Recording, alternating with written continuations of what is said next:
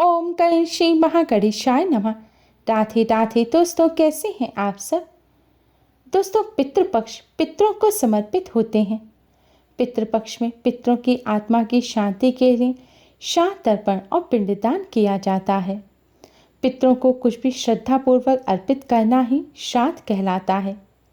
शास्त्रों के अनुसार भाद्रपद माह की पूर्णिमा से पितृपक्ष शुरू हो जाते हैं, जो कि अश्विन अमावस्या पर समाप्त होते हैं। इस बार पितृपक्ष 10 सितंबर को शुरू हो गए हैं, जो कि अश्विन अमावस्या यानी कि 25 सितंबर को समाप्त होंगे। पितृपक्ष पूरे 16 दिनों के होते हैं और इन 16 दिनों में पितरों से संबंधित कार्यों के अलावा अन्य सभी शुभ कार्य करने की मनाही होती है। पितृपक्ष के दौरान शादी, सगाई या किसी भी नए कार्य की शुरुआत, गृह प्रवेश, मुंडन इत्यादि कार्य नहीं किया जाता। यह समय केवल पितरों को याद करने और पितरों की सद्गति के लिए समर्पित होता है। कहते हैं किसी व्यक्ति का अगर मृत्यु के बाद विधि विधान से तर्पण ना किया जाए तो उनकी आत्मा को मुक्ति नहीं मिलती। इसलिए पितृपक्ष में अपने परिजनों का तर्पण अवश्य ही करना चाहिए। ऐसा करने से पितरों की आत्मा को शांति मिलती है। पितृ अपना आशीर्वाद देकर वापस चले जाते हैं। पितृपक्ष में पितरों के साथ ही भगवान लक्ष्मी नारायण का भी विशेष रूप से पूजन किया जाता है, क्योंकि शास्त्रों में भगवान लक्ष्मी नारायण को ही पितृदेव कहा गया है। पितृपक्ष श्राद्ध तर्पण के साथ ही उपाय के लिए भी बहुत खास माने जाते हैं। आज के इस वीडियो में हम आपको पितृपक्ष में करने वाला एक बहुत ही आसान और असरकारक उपाय बताने जा रहे हैं। ये आसान सा उपाय आपको केवल एक लौंग से करना है। इस उपाय को आप पितृपक्ष में किसी भी दिन कर सकते हैं। इस उपाय को करने से भगवान विष्णु, माँ लक्ष्मी जी के साथ ही पितरों की असीम कृपा प्राप्त होती है। जीवन की सभी परेशानियों का अंत हो जाता है। दुर्भाग्य सौभाग्य में बदल जाता है और जीवन में खुशियां आती हैं। घर में सुख समृद्धि बनी रहती है। दोस्तों, इस उपाय को सही प्रकार से करने के लिए आप हमारी इस वीडियो को अंत तक अवश्य ही देखें। अगर आपने हमारे चैनल को अभी तक सब्सक्राइब नहीं किया है तो जल्दी से हमारे चैनल को सब्सक्राइब करें और बेल आइकन को हिट अवश्य ही करें, जिससे हमारी सभी नई वीडियोस की नोटिफिकेशन आपको फ्री में सबसे पहले मिल पाए। तो आइए दोस्तों, जानते हैं इस उपाय के बारे में। उपाय आपको रात्रि के समय करना है। उपाय करने के लिए अच्छी तरह से मुंह हाथ पैर धोकर स्वच्छ वस्त्र धारण करें। इसके बाद अपने मंदिर के सामने आसन बिछाकर बैठ जाएं। भगवान जी के सामने एक शुद्ध घी का दिया जलाएं। दिए को किसी पात्र में रखें और एक सुगंधित धूप बत्ती अवश्य ही जलाएं। दोस्तों, शास्त्रों में भगवान विष्णु, माँ लक्ष्मी जी को पितृदेव कहा गया है। इसलिए पितरों को प्रसन्न करने के लिए भगवान विष्णु, माँ लक्ष्मी जी का पूजन करें। भगवान विष्णु को परमपिता परमेश्वर कहा जाता है।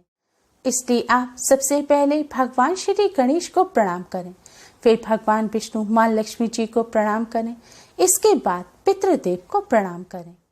अब आप भगवान जी को किसी फल मिष्ठान का भोग लगाएं। कोई फल मिष्ठान ना हो तो शक्कर का भोग लगाएं। भोग लगाने के बाद अब आप भगवान श्री गणेश, भगवान विष्णु, माँ लक्ष्मी जी के हल्दी और कुमकुम से तिलक करें। इसके बाद आप एक साबुत फूल वाली लौंग लें। दोस्तों, ध्यान रखें, आपको लौंग साबुत फूल वाली लेनी है, जिसमें फूल साबुत हो, फूल टूटा हुआ नहीं होना चाहिए और लौंग में पीछे डंडी भी नहीं होनी चाहिए। ऐसी ही लौंग लें जो पूजा में इस्तेमाल होती है। अब इस लौंग को एक पात्र में रखकर आप भगवान विष्णु, माँ लक्ष्मी जी के चरणों में रख दें। लौंग रखने के बाद अब आप भगवान विष्णु जी के महामंत्र का 108 बार जाप करें। मंत्र इस प्रकार है: ओम नमो भगवते वासुदेवाय, ओम नमो भगवते वासुदेवाय। भगवान विष्णु जी के इस मंत्र का जाप करने के पश्चात अब आप पितृदेव के इस मंत्र का जाप करें। मंत्र इस प्रकार है: ओम पितृभ्य नमः, ओम पितृभ्य नमः। दोस्तों, पितृदेव के इस मंत्र का भी आपको 108 बार ही जाप करना है। मंत्रों का जाप आप उंगली पर गिनकर कर सकते हैं या फिर माचिस की तिल्ली पर या फिर मिश्री के दाने पर भी गिनकर कर सकते हैं। या आप किसी माला पर मंत्र का जाप करते हैं तो उस माला पर भी आप मंत्र का जाप कर सकते हैं। दोस्तों, अगर आपको मंत्र जाप में उच्चारण में परेशानी हो तो आप पहले भगवान विष्णु जी की चालीसा का पाठ करें और फिर पितृदेव की चालीसा का पाठ करें। पाठ करने के पश्चात अब आप भगवान श्री गणेश, भगवान विष्णु, माँ लक्ष्मी जी को प्रणाम करें और पितृदेव को प्रणाम करें। भगवान जी और पितृदेव से अपनी सभी गलतियों की क्षमा मांगे। जाने अनजाने में आपने जो भी गलती की है उन सभी की आप क्षमा मांगे और अपनी सभी परेशानी, कष्ट, दुख, तकलीफ को दूर करने की प्रार्थना करें। आपकी जो भी परेशानी है वह भगवान जी के समक्ष और पितृदेव के समक्ष रखें। भगवान श्री गणेश, भगवान विष्णु, माँ लक्ष्मी जी और पितृदेव से अपनी सभी परेशानियों को, कष्टों को दूर करने की प्रार्थना करें। दोस्तों, पितृपक्ष के दौरान श्रीमद् भगवत गीता का अवश्य पाठ या श्रवण करें।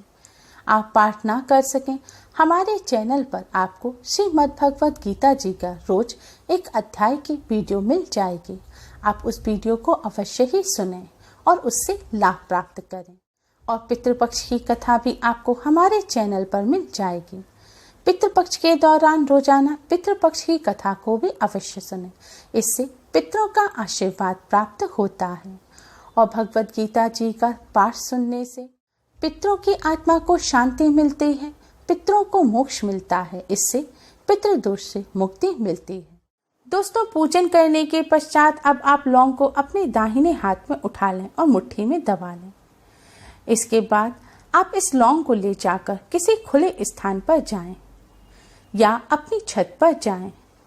छत पर जाने के पश्चात अब आप दक्षिण दिशा की तरफ कमर करके खड़े हो जाएं। दोस्तों, ध्यान रखें, आपको अपनी कमर, पीठ दक्षिण दिशा की तरफ करनी है और आपका मुख उत्तर दिशा की तरफ होना चाहिए। दक्षिण दिशा की तरफ पीठ करके खड़े होने के पश्चात अब आप इस लौंग को अपने सिर पर 7 बार क्लॉकवाइज घुमाएं। यानी कि आपको इस लौंग को अपने सिर पर 7 बार बारना है। दोस्तों, ध्यान रखें, आपको लौंग अपने दाहिने से बाईं हाथ की तरफ ही घुमानी है। लौंग को सिर पर 7 बार बारने के पश्चात अब आप इस लौंग को अपने सिर पर पीछे की तरफ यानी कि दक्षिण दिशा की तरफ जितना दूर हो सके उतना दूर फेंक दें। लौंग फेंकने के पश्चात पीछे मुड़कर ना देखें और सीधे अपने घर आ जाएं। घर आकर आप अपने हाथ धोएं। इसके बाद आपके यहाँ गंगा जल हो तो अपने ऊपर गंगा जल का छिड़काव अवश्य ही करें। फिर आप भगवान श्री गणेश, भगवान विष्णु जी, माँ लक्ष्मी जी और पितृदेव को प्रणाम करें। प्रणाम करने के पश्चात आपने भगवान जी को जो भोग लगाया है उसे प्रसाद के रूप में ग्रहण करें। दोस्तों, भोग लगाते समय इस बात का ध्यान रखें कि आपको यह भोग भगवान श्री गणेश, भगवान विष्णु, माँ लक्ष्मी जी को ही लगाना है। यानी कि उन्हीं से भोग ग्रहण करने की प्रार्थना करनी है। आपको यह भोग पितरों को नहीं लगाना है। अगर आप पितरों को यह भोग लगा रहे हैं तो इस भोग को खुद ग्रहण ना करें। इस भोग को आप गौ माता को खिला दें। दोस्तों, इस उपाय को करते समय इस बात का ध्यान रखें कि कोई भी आपको टोके नहीं। जब आप लौंग फेंक कर घर आएं या घर से जाते समय रास्ते में आप किसी से भी बात ना करें और पूरे समय आप ओम नमो भगवते वासुदेवाय मंत्र का जाप करते रहें। अगर आप घर से बाहर नहीं जा सकते हैं और आपके छत पर दक्षिण दिशा की तरफ कोई कमरा है या दीवार है जिससे लौंग आपकी छत से नीचे नहीं गई है यानी कि आपकी छत पर ही पड़ी है, तो अगले दिन आप उस लौंग को किसी कागज की सहायता से उठाएं और शुद्ध बहते हुए जल में विसर्जित कर दें या फिर अपने घर से बाहर दूर कहीं दक्षिण दिशा की तरफ उसे फेंकाएं।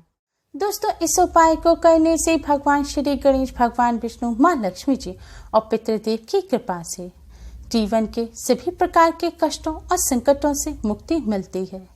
सभी परेशानियों का अंत हो जाता है और घर में सुख समृद्धि आती है। उम्मीद है आपको हमारी ये वीडियो पसंद आई होगी। प्लीज लाइक करें। हमारे इस वीडियो को अपने फ्रेंड्स और रिश्तेदारों में ज़्यादा से ज़्यादा शेयर करें जिससे वह भी इसका लाभ उठा सकें। हमारी और भी वीडियोस के लिए हमारे चैनल को सब्सक्राइब करना ना भूलें। Thanks for watching. Radhe Radhe.